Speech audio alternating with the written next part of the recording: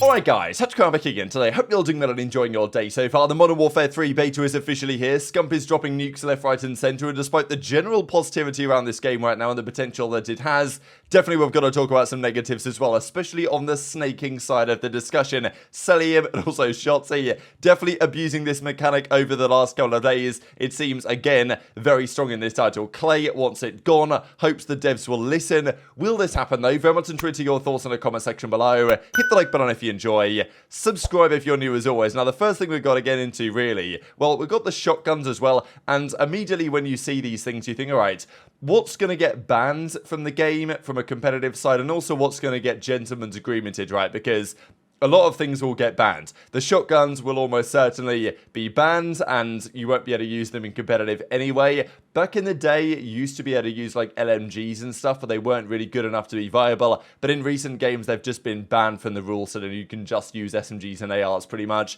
which there's, you know, people would use that anyway, so it doesn't really matter at the end of the day. There are some things, though, that will be GA'd. For example, Battle Rage is going to be banned, you would think, but there's probably other sneakers and whatever that might need to be gentleman's agreemented by the pros rather than officially banned by the rule set. But we'll see what happens there when the game launches, and of course there will be some changes to the way the game is currently being played because, yeah, Battle Rage goes hard. And I find this kind of funny that in what they played at the COD Next build was pretty good, right? I mean, Battle Rage was insanely overpowered then.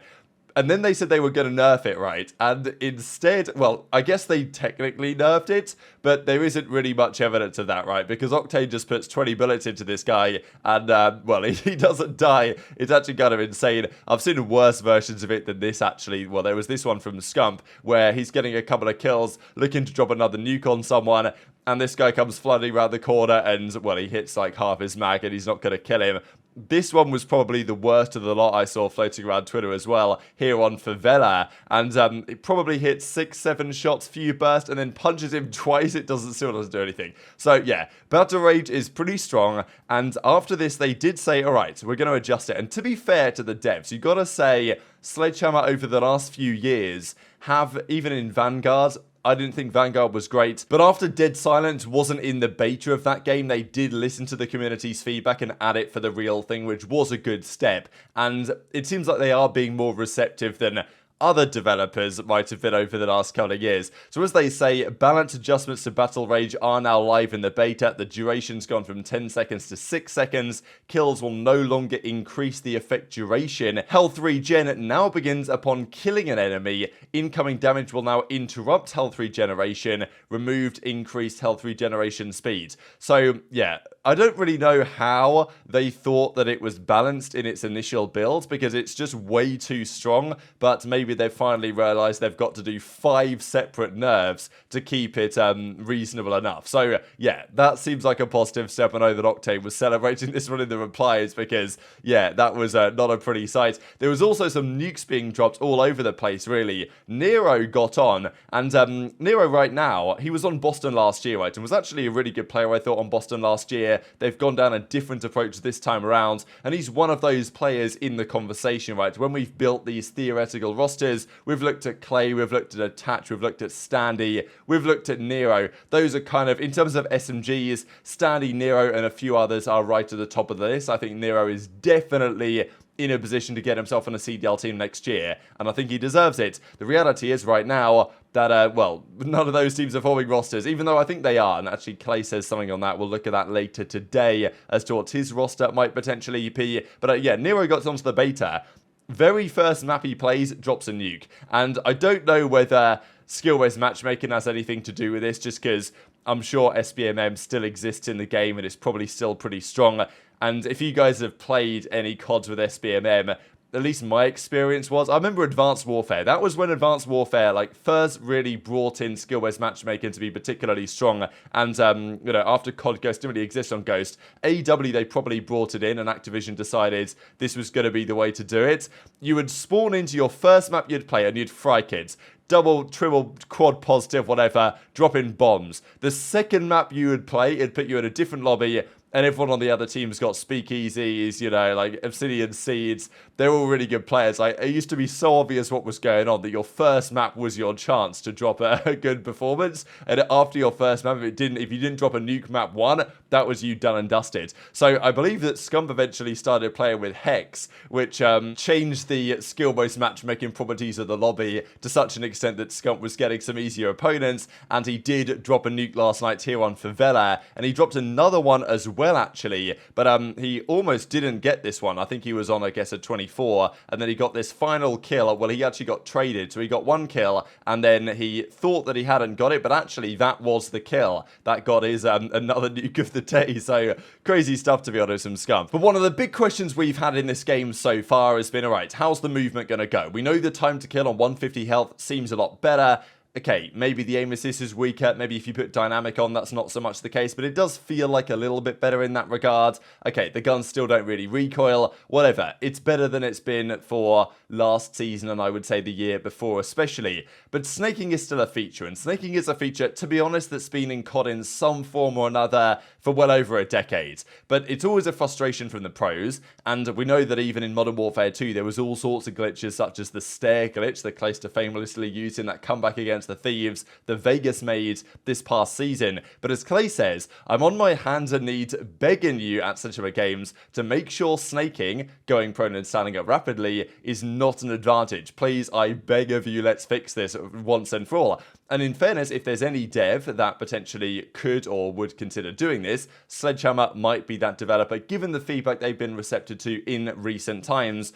There's a few approaches to fix this. For example, in Counter-Strike, if you crouch, you can't go prone in that game. And there's an argument to say that you shouldn't be able to go prone. I know that some people think that if you just removed prone as a feature from COD entirely, it would make the game better, which I'm not sure I agree with. I quite like that idea, and it gives you more options in movement. But in CSGO, or CS in general, you can't go prone in that game. You can only crouch and stand up, and if you do that again and again, your character gets tired, he slows down, and it kind of stops you from doing it repeatedly, as you can in this game. So Cellium was already figuring this out right, and was finding no issues at all, snaking these spots pretty hard. I mean, look, we know how it goes. You can do it too. Cellium's back at it again, and this is a CleanX, of course, as was Shotzzy. So it didn't take them long to think, all right, yeah, snaking is definitely in this title again, and it will be a feature of the CDL next season if it isn't changed. Bro, look how second is fucking good.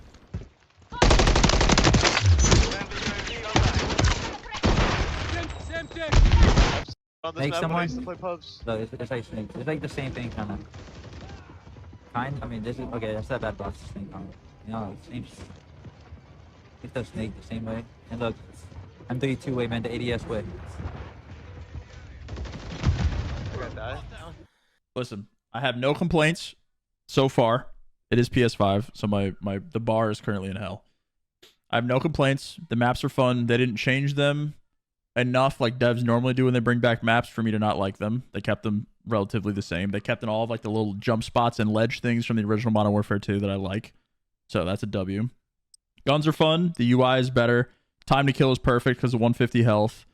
I mean, obviously we don't have everything unlocked, so I can't really say much about all of the gun balancing, but for what is in the game so far, everything feels like it's pretty much on par with each other. And that's pretty much it thus far. There you go. That's my thoughts. Enjoy. 3 though, you know? Yeah. Yeah, I don't know, dude. It feels good. Like it feels more fun to play than the last game. I hated how, honestly, I didn't really like how the gun shot, and I didn't like how you moved. Like the tac for me was not fun to use. The Vaz was fun, but I didn't really, like, I don't know, bro. All you did was like dive if you did anything, or drop shot. Yeah, no facts. Oh, This is like kind of clean. I just got kicked from the party. The only weird thing right now, bro, is that shit that you and Repulse were talking about. Like, I don't know. It's like throwing me off sometimes, dude. What, the side thing? The like delay. Wait, yo, join stuff? Oh, like the side can't. And Chris was like telling me that like it's like always like that, he thought, but like no, it's like Wait, delayed. who's Chris? Parasite. Like I was playing with him earlier. Nah, yeah, that Weird. So I thought some interesting perspectives there as well from Octane and Karma on this. Just, you know, general positivity, but some potential concerns about the game. And we've heard talk about snaking, and like, snaking's always been a thing. It doesn't seem to be going away. There's a few things you could do to theoretically fix it. We talked about, you know, getting rid of prone entirely. That seems a little bit overkill. But some sort of cooldown or something the devs could introduce could be a good idea. I think the real issue with snaking is that often the character model, as you see the guy snaking, doesn't really align with what is actually going on. It was especially bad in Infinite Warfare when if you were snaking a head glitch, the other guy literally could not see you because the character model that he saw and your character model were not aligned at all. In these games today, it's generally a bit better than that. Like, you usually can see the guy's head bopping up and down, but even then, actually getting the kill is an entirely different ballpark.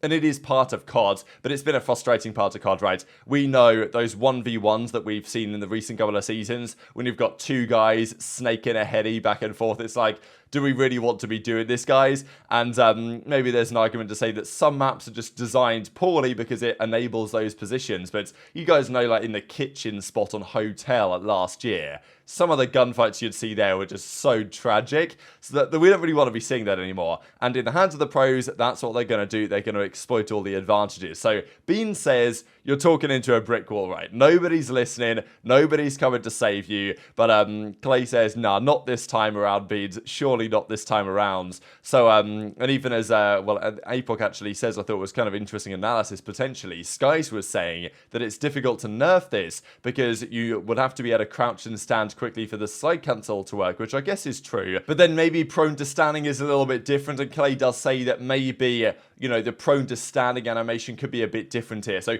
it's been talked about for some time whether the devs could fix this, whether they will try to fix this. And we know that it's something that's potentially on their radar, but it's a difficult question for them to actually go in and get the job done. How you fix it, whether you can, because it's kind of always been a feature.